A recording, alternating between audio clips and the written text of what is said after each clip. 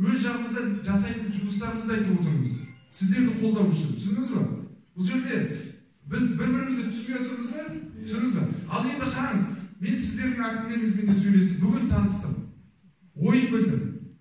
Ол сіздерді қолдап отыр әкімдеріңіз. Сіздерді қолдап отыр. Вот шын айтам, бірақ бұл кісі кішкентай әкім ғой. Анау Астанадан министерство және индустрия мен экология түсіре салады.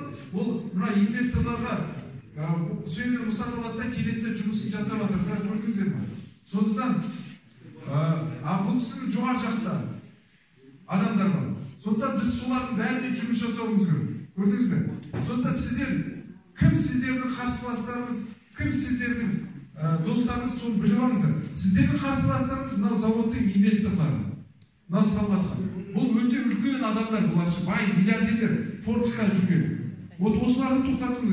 Бұл адамдар сіздерді ғана қанап атқан жоқ, ол басқа жерлерді қанап атыр. Ана жолы, білесіздер ғой, Екібастұзда ана тест жанында. Ана Климанов деген олигарх.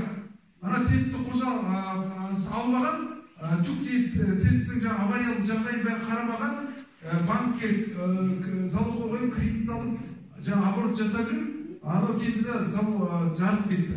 Біз бар ғой, бүгін күні Қазақстанда сол олигархтардан 162 олигарх бар екен ғой, біздің 90% байлығын ұстап отырған.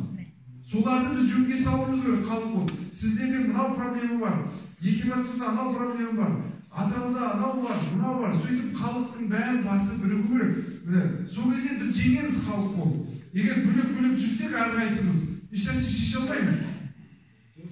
Сіздердің проблемаларыңыз бүгінгі біздің проблема, біздің партиямыздың проблемасы.